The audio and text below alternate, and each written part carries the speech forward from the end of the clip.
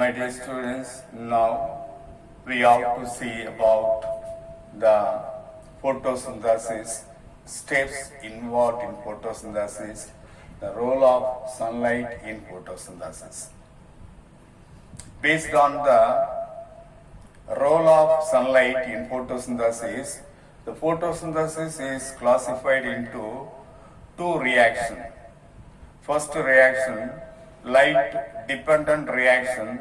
The second reaction is light independent reaction. Light dependent reaction is otherwise called light reaction or Hill reaction, because Robert Hill discovered the light dependent process in the year 1939. It is taking place only in the presence of sunlight. When sunlight is not available, the first light dependent reaction of photosynthesis will not take place. So, light is very essential for light dependent reaction of photosynthesis. The light dependent reaction takes place in the thylakoid membrane of the chloroplast, or it is taking place in the granum of the chloroplast, because in the inner membrane of the thylakoid only chlorophyll pigments are located. Chlorophyll pigments will receive the sunlight energy and that is very helpful for the light dependent reaction or light reaction of photosynthesis. During light reaction of photosynthesis,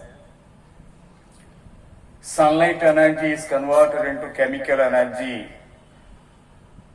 Chemical energy is stored in the form of ATP and NADPH2. ATP means adenosine triphosphate. NADPH2 means nicotinamide adenine dinucleotide phosphate reduced. So these two products will be produced. These are all the things you must know. They are also chemical energy substance, energy rich compound, chemical substance which contain enormous amount of energy. ATP, adenosine triphosphate, ADP, adenosine diphosphate, AMP, adenosine monophosphate, NAD, nicotinamide adenine dinucleotide, NADP, nicotinamide adenine dinucleotide phosphate.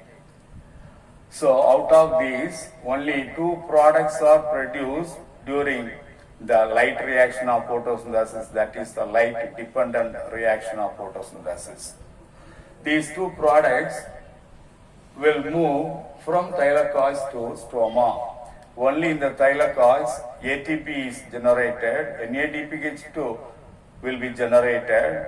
After the formation of ATP and NADPH2, those chemical energy compound will move to the stroma. Stroma is the ground substance or matrix of the chloroplast that is present inside the inner membrane of the chloroplast. Inner membrane of the chloroplast encloses a matrix or ground substance that is called stroma. Actually, in the stroma, the next phase of light reaction takes place. What is the next phase of light reaction? Light independent reaction. Why it is called light independent reaction? Light is not necessary for this reaction. That's why it is called light independent reaction. It's otherwise called dark reaction or biosynthetic phase. It is taking place, as I told you, it is taking place in the stroma of the chloroplast.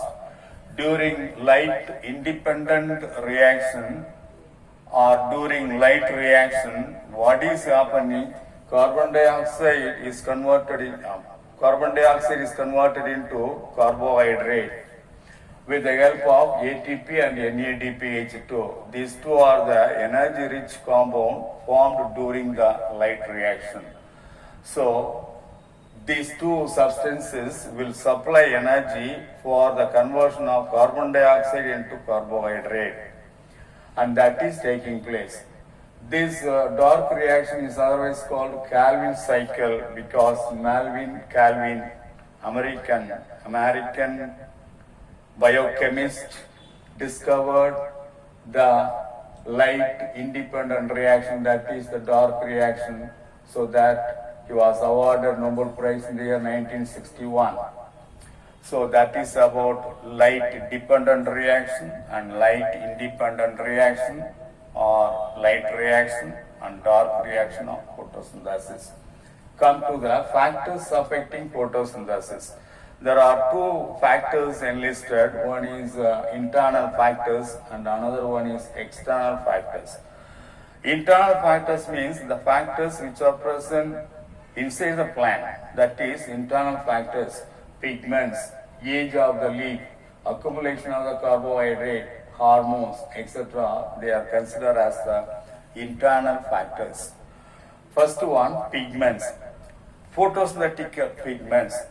Active photosynthetic pigments are very essential in order to carry out effective photosynthesis. The rate of photosynthesis will be maximum only in the presence of photosynthetic pigments.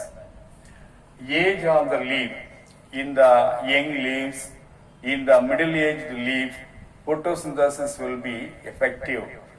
In the old leaf, photosynthesis will be reduced because chlorophyll content slowly will be reduced and the leaf become converted into yellow color. The third one, accumulation of carbohydrate.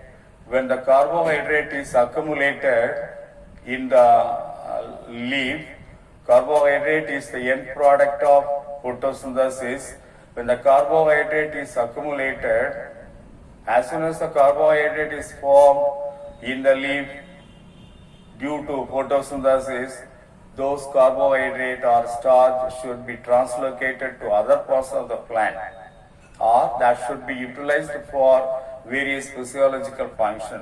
If not, if they accumulated in the leaf, the mesophyll tissue of the leaf, that will reduce the rate of photosynthesis. Hormones. Some of the hormones are necessary for photosynthesis. When those hormones are not available to the plants, and that will reduce the photosynthesis greatly. Come to the external factors. There are 5 external factors given. One is light, second one is carbon dioxide, third one temperature, fourth one water, fifth one mineral elements. Light, carbon dioxide and water are the very important things necessary in order to carry out photosynthesis. Without light, without carbon dioxide, without water, without chlorophyll pigments, photosynthesis will not take place. Photosynthesis will be stopped. So that is temperature also, particular temperature only photosynthesis will take place. In all the physiological process, a particular temperature is necessary in order to carry out effectively.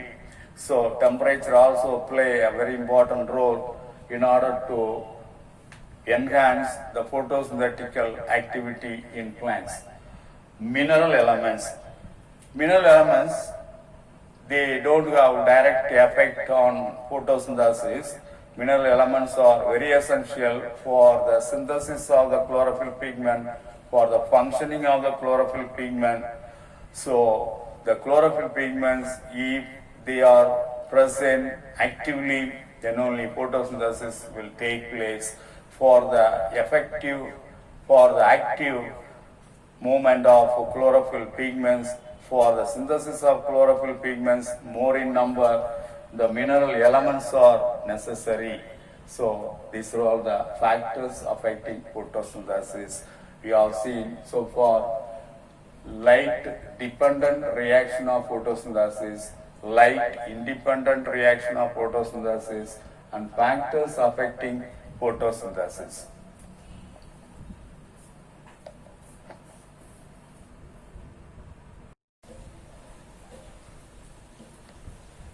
Now we have to see about the overview of Hill and Calvin cycle.